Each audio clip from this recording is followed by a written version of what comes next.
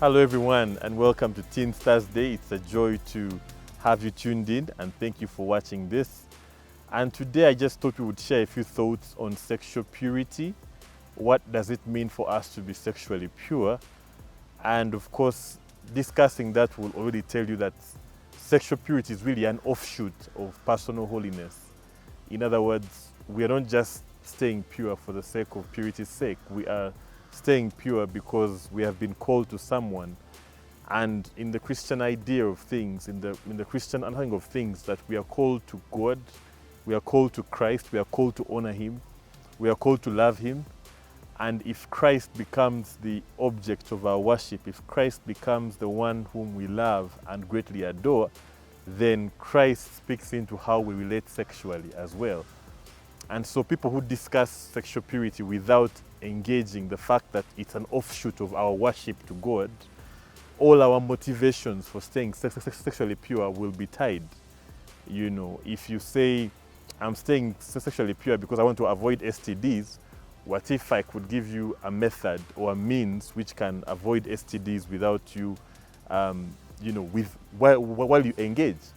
You know, if you say I'm scared of getting pregnant, therefore I will not be sexually involved, what if I could find you a means which you can enjoy sex outside marriage without you getting pregnant? So our motivation for being sexually pure is that we are called to worship a holy God, a loving God, one who has saved us by His grace, one who has called us His own by His grace, one who has redeemed us from the bad state that we are in, and now we live to glorify Him. So sexual purity that's the fuel of sexual purity. That's what drives the need for us to be sexually pure, because we love the God who calls us in His holiness. All right. Now, once we have been called to sexual purity, we have to find ways of living that out. All right. And that means we are careful about how we use our phones.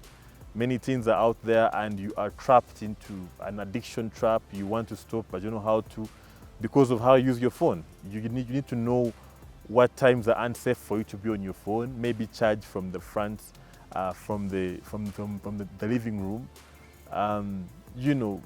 Where do you meet each other? If you want to meet someone, do you meet them in a private space or do you meet them in a public space? Because what you want to do in the quest for sexual purity, really, you want to be accountable. You want to meet in public spaces where you don't allow room for the flesh. Bible says in 2 Timothy 2:22 that you shall flee youthful lusts and passions, but you shall pursue righteousness, love, and peace with those who out of a pure heart call out to God. You see, so the pursuit for sexual purity really is a pursuit for holiness. That the more we fix our eyes on Christ, the more we look to Him, the more we love Him, the more we treasure Him, is the more we will be sexually pure, because the Christ who reigns in our hearts will also reign in our bodies.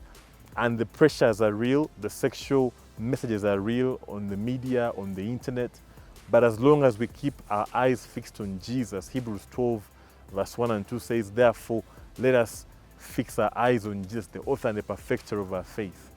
And so if we fix our eyes on Him, if we choose to love Him, to treasure Him above all else, then our hearts shall have a new love. We won't find our fulfillment and satisfaction in the vain pleasures of sexual sin, but we will find it in knowing Christ. So every teen out there, as you're watching this, think about these thoughts. Think about Christ. Treasure Christ above all else.